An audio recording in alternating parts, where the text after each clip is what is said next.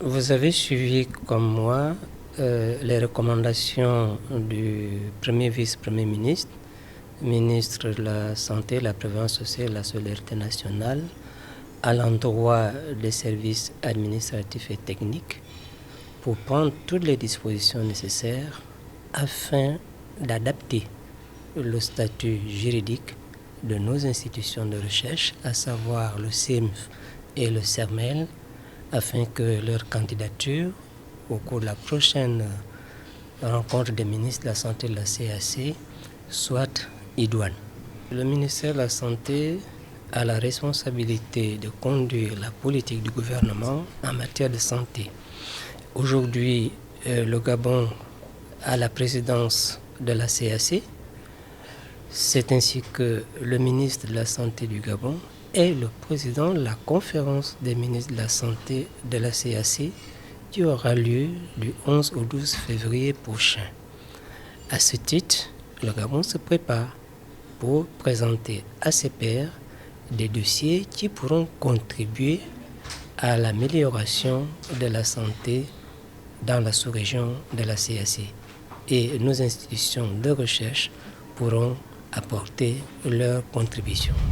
Le CIRMF possède de nombreux atouts et en particulier son atout majeur, c'est qu'il repose sur une expérience et un savoir-faire technique qui est déjà très importante, qui date déjà plus d'une vingtaine d'années dans le domaine de la recherche médicale, du diagnostic et de la formation sur les maladies émergentes et les maladies réémergentes, et plus particulièrement les fièvres hémorragiques virales, dont le virus Ebola par exemple, et les arboviroses, dont par exemple le virus de la dengue et le virus chikungunya. L'expérience, en fait, c'est le CIRMF qui a été à l'origine du diagnostic de toutes les épidémies dues à ces maladies-là depuis 1996, donc ça remonte déjà à 20 ans. Et jusqu'à la dernière qui a émergé en pleine grande épidémie d'Ebola d'Afrique de l'Ouest, c'est-à-dire en RDC, en 2014, pour laquelle le CIRMF a été à l'origine du diagnostic, encore une fois, et des diagnostics de tous les cas suspects. En plus, on a un plateau technique assez exemplaire qui se renouvelle en permanence. Nous avons aussi un outil de diagnostic maintenant depuis 1 an ou 2 ans, qui est unique en Afrique et qui permet d'identifier, de caractériser tout agent pathogène, quel qu'il soit, même si on ne le recherche pas de manière spécifique. Donc ça aussi, c'est un atout important, l'atout technique, qui est en constant renouvellement. Et enfin, un savoir-faire aussi dans les autres maladies pour lesquelles on n'est pas encore accrédité OMS. Par exemple, je veux parler du virus de la poliomyélite, pour lequel on a été également à l'origine de l'identification. Pour préparer la 7e conférence des ministres de la Santé qui aura lieu en février de cette année. Donc chaque réunion ministérielle, il y a des thèmes spécifiques. Il faut présenter d'abord au comité consultatif et puis à la conférence des ministres, surtout pour adopter les différentes stratégies et politiques en matière de santé dans la sous-région. Les mécanismes de coopération en matière de santé pour la lutte contre les maladies émergentes. Vous savez que l'année passée, le virus, la maladie Ebola a touché l'Afrique de l'Ouest. Et puis notre population était aménagée. Donc, et puis il faut aller assurer et renforcer ces mécanismes de contrôle et de prévention. Donc, cet renforcement nécessite des institutions spécialisées et puis des moyens avec une coordination générale établie par tous les États membres de la CAC et pour assurer la surveillance de nos populations. Le secrétaire général de la CAC vient de faire état de problèmes juridiques, de statut juridique, de personnalité juridique à consolider. Ce sont des aspects importants sur lesquels nous devons très rapidement nous pencher au niveau du ministère prendre les textes qui conviennent. Si c'est des décrets, nous le ferons pour doter les deux structures ou ces structures de personnalités juridiques reconnues et indiscutables. C'est quelque chose, c'est une priorité. Nous allons regarder après examen. Il en est de même pour les aspects purement administratifs qui ont été soulevés tout à l'heure, les autorisations qu'il convient de donner. Les dossiers sont prêts. Les services techniques ici vont s'employer à donner ces autorisations-là.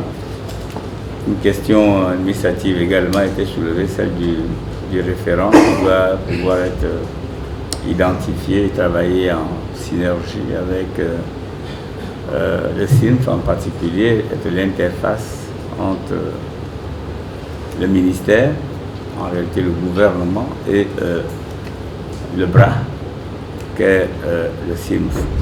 Les habitants de Nzayan, chantier moderne, ont accueilli favorablement l'arrivée de Hervé Patrick Opianga et surtout l'installation d'une nouvelle cellule du parti UDIS. Occasion pour les membres du bureau de poser les problèmes de la jeunesse du quartier. Il y a de cela 2 mois, les populations de notre quartier ont pris l'initiative de mettre sur pied la cellule que vous allez installer en ce jour du 13 janvier 2016. Cela ne s'est pas fait sans heurts, mais la volonté de cheminer à vos côtés sur la route de l'émergence prônée par le président de la République, chef de l'État, son Excellence Ali Bongo Ondimba, a été une source de motivation supplémentaire pour aboutir à cette cérémonie. Plusieurs problèmes étaient évoqués par les jeunes et les femmes demandant au président de l'Union de la démocratie pour l'intégration sociale d'être leur interlocuteur auprès du chef de l'exécutif gabonais. Monsieur le Président, que les jeunes de notre quartier, à l'instar de ceux des autres quartiers de Libreville, continuent de faire face aux mêmes problématiques de la délinquance juvénile, de la conditionnalité précaire et de l'insertion socio-professionnelle. Grande est notre opportunité d'appartenir à un parti qui met au centre de ses priorités la jeunesse. Depuis la création de l'UDIS, vous n'avez jamais cessé d'être au contact des populations gabonaises économiquement faibles. Œuvrez pour leur bien-être social.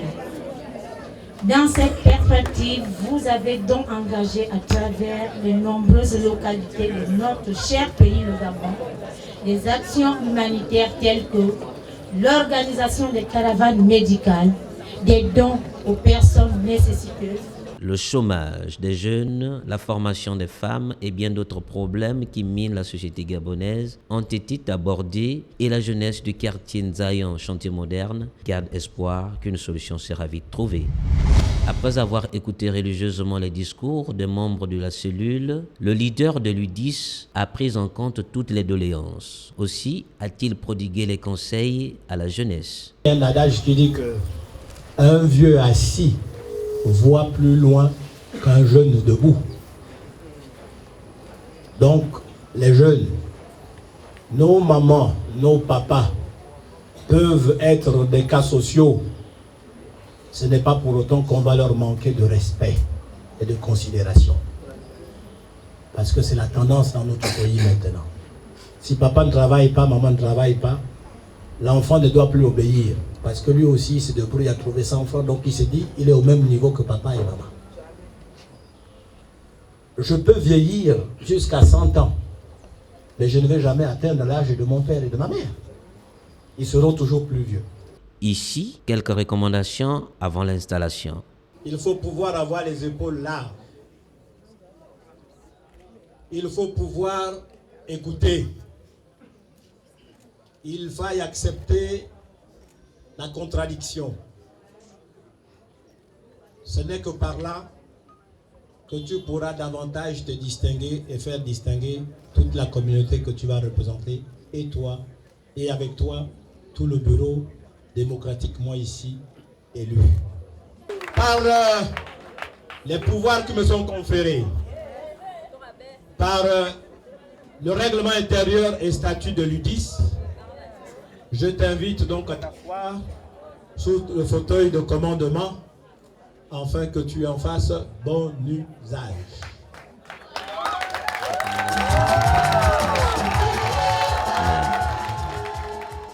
Le président de l'UDIS a exhorté la jeunesse à plus de détermination et à se battre honnêtement pour gagner leur vie.